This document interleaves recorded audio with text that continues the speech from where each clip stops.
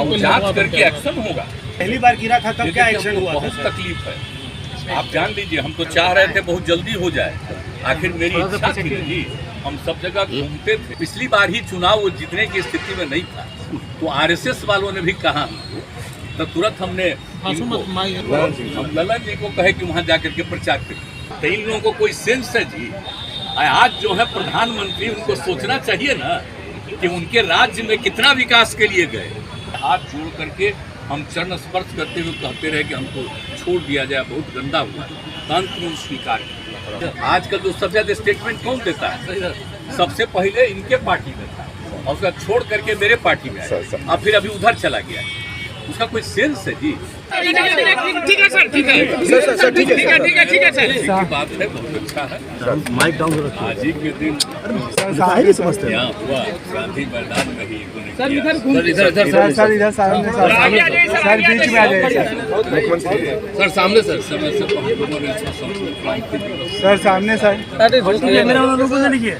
बड़ी बात है जो कुछ भी उन्होंने पूरे देश में लोगों को इसके लिए तैयार किया।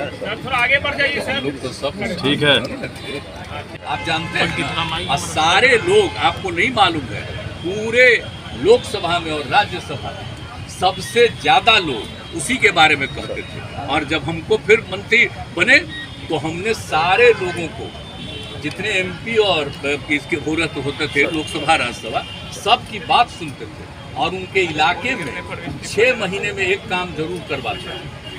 तो इसलिए सब लोग होता था, सब लोगों की बात थी। और अब बाद में सोच लीजिए, उसका आज बजट पेश होता था। जब बजट पेश होता था सबसे पहले तो इतना ज्यादा आकर्षित, आप जानते हैं हम रेल मंत्री थे, पूरी रात चलती रहती थी हवा।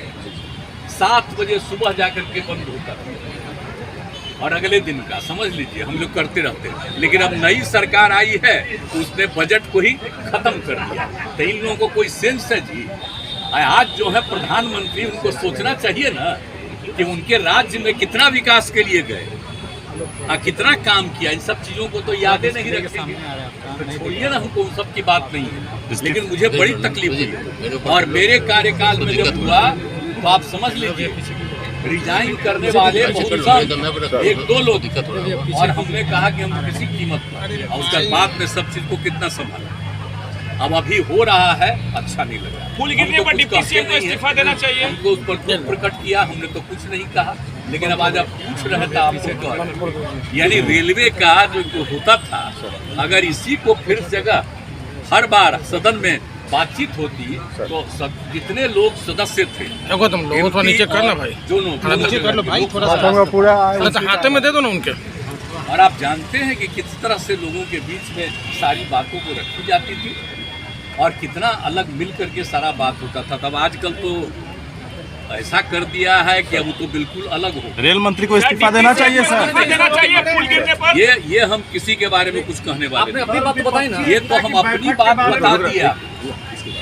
हमको तो आदरणीय प्रधानमंत्री जी चाह रहे थे कि नहीं, लेकिन फिर भी जब हमने कहा तो जब हम उनको एकदम एक बार रिजेक्ट कर दिए, दोबारा जब हम जा करके हाथ जोड़ करके हम चरण स्पर्श करते हुए कहते रहे कि हमको छोड़ दिया जाए, बहुत गंदा हुआ। अंत में स्वीकार किया। तो बात अलग, हम किसी को क्यों कहेंगे आप करिए नहीं करिए, लेकिन हम कह रहे हैं क्या रेलवे का जो बजट पेश होता था वो तो उस तरह का प्रावधान नहीं ना होता है जी। नहीं तो एक एक चीज बात तो सबको मालूम होता। और आप जानते हैं इस देश में सबसे पुराना जगह क्या है? रेल है। और सबसे ज्यादा जरूरी क्या है? लोगों की सुविधा किससे है? उसी पर ना चलते हैं लोग। तो ये तो बहुत जो आवश्यक चीज है, लेकिन उसको छोड़ करके लोग अपने ढंग से आजकल काम प्रचार प्रसार। सर एक सवाल है सर, एक सवाल, जितना पुराना सब चीज है सबको खत्म कर देंगे, पौराणिक कर। सर एक सवाल है सर, तेजस्वी यादव पर सर सवाल। तेजस्वी यादव 12 को जो करने वाले थे तो उसमें मैक्सिमम लोगों का समर्थन आ गया था, लेकिन एक का और नीचे रखो भाई, नीचे रखो, हाथ देखिए हुए अभी देख रहे थे वो उनका रिपोर्ट नहीं आ रहा था। 12 को तो हम नहीं रहेंगे। फिर कल भी हमारी बातचीत हुई है, तो युवा को अभी 12 छोड़ दिया जाए। फिर हमने कांग्रेस पार्टी को कहा है कि आप लोग भी बात कर लीजिए और देख लीजिए, उसके बाद का जो डेट तय होगा तब तो 12 वाला नहीं। पटना में ये कि बात पटना में घर कहाँ आपका वहीं? बात ये है कि सबको हेड खुआना। अब कोई दूसरा रिप्रेजेंटेटिव आएगा इसके लिए सर बैठक पटना में ही हुई। इसलिए नहीं, बाकी सब लोग दूसरे सब पार्टी के लोग भी कहने लगे कि मान सर इधर देखते सर से कोई दूसरा आएगा, ये अच्छा नहीं रहेगा, क्योंकि कांग्रेस पार्टी बारे में चर्चा होने लगी कि उनके हेड नहीं आएंगे, उन लोगों का क्या दूसरे आ जाएंगे, तो सब लोग कहने लगे कि नहीं साहब ये ठीक नहीं होगा, तो आना चाहिए। तो कल हम कह दिए होंगे कि ऐसा नहीं, कोई दूसरा दिन होगा, तो कोई डेट तय होगा तब फिर बताएंगे। इस महीने में सर या कुछ महीने का और नहीं, अब तो सबकी इच्छा से हम तो चाहेंगे इसी महीने में, सर। और ये भी चाहेंगे कि जल्दी से जल्दी हो, तो उन लोगों का आ जाएगा तब तो देख लेंगे। सर एक सवाल है सर, तेजस्वी यादव जी को सर दोषी ठहराया जा रहा है, कह रहे हैं कि उनकी लापरवाही रही। प्रेस कॉन्फ्रेंस पे थे क्या चीज़ के लिए? नहीं तो पांच विभागों का भार है, बीजेपी बोल रही है कि 5 विभागों का भार है, इसलिए नहीं ये देख पा रहे बीजेपी लोग। क्या बात कर रहा है बीजेपी? कौन बोलता है? उसका कोई मतलब है? आजकल जो सबसे ज्यादा स्टेटमेंट कौन देता है? सबसे पहले इनके पार्टी में था और उसका छोड़ करके मेरे पार्टी में आया, अब फिर अभी उधर चला गया। उसका कोई सेंस है जी? उसका कोई मतलब नहीं है ऐसे लोगों का, और दूसरे लोगों का भी जिसको बना दिया उसका कोई मतलब है कहीं? अब पिछली बार ही चुनाव वो जीतने की स्थिति में नहीं था, तो आरएसएस वालों ने भी कहा हमको, तो तुरंत हमने हम ललन जी को कहे कि वहाँ जाकर के प्रचार करें। तो हम लोग तो क्या करते रहे इन लोगों के लिए, यही क्या करते रहा, तब क्या क्या बोलते रहता है। इसलिए कुछ लोग तो अंड बंड बोलते रहता है। और एक जो हमारे साथ डिप्टी सीएम थे, बेचारे को रोज बोलना ही है, वो अगर अंड बंड नहीं बोलेंगे तभी तो वापिस कर दिया है कहीं और, तो बेचारे को कुछ ना कुछ जगह मिल जाएगा। अच्छा हो तो पुराना आदमी है, आप उस सबको तो बताइए ना, आना चाहिए ना इसमें है? तो कहाँ आता है? आप जरा उस सबको मतलब अगर है, जेपी मूवमेंट से तक थे, अभी जेल में रहा ना जी, तो वो सब रहे तो आना ना चाहिए था। ये सब जो किया सबकी सहमति से हम शुरू करवाए हैं ये काम। तो इसमें क्या है कि कोई पार्टी से रिश्ता है इसका तो रिश्ता है ना पूरे बिहार का, तो नहीं ना आता है, तो देख ले रहे हैं कि क्या हालत है। माइक नीचे रखो ना यार। भ्रष्टाचार का भार वहन नहीं कर सका, इस वजह से पुल गिर गया। हाँ, ठीक नहीं, हम जांच करके एक्शन होगा, और जो अगर ठीक से नहीं कर रहा तो उसकी जगह पर कोई दूसरे तरफ से करवाएगा। पहली बार गिरा था तब क्या एक्शन हुआ? बहुत तकलीफ है, आप जान लीजिए। हम तो चाह रहे थे बहुत जल्दी हो जाए, आखिर मेरी इच्छा थी जी। हम सब जगह घूमते थे, तो उसी समय हमने कहा ये सड़क ये पुल बन जाएगा।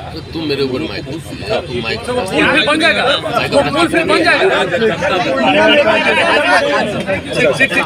ठीक सर, थैंक यू। नमस्कार, मेरा नाम गरिमा है। मैंने इस बार यूपीएससी की परीक्षा में ऑल इंडिया रैंक 2 हासिल की है, और मैंने अपने इस जर्नी में परफेक्शन आईएएस से आंसर राइटिंग के दौरान मदद ली थी। और मेंस पर फोकस करना बहुत इम्पॉर्टेंट है, बिकॉज मेंस का स्कोर ही आपको इस रैंक तक या आगे पहुंचा सकता है।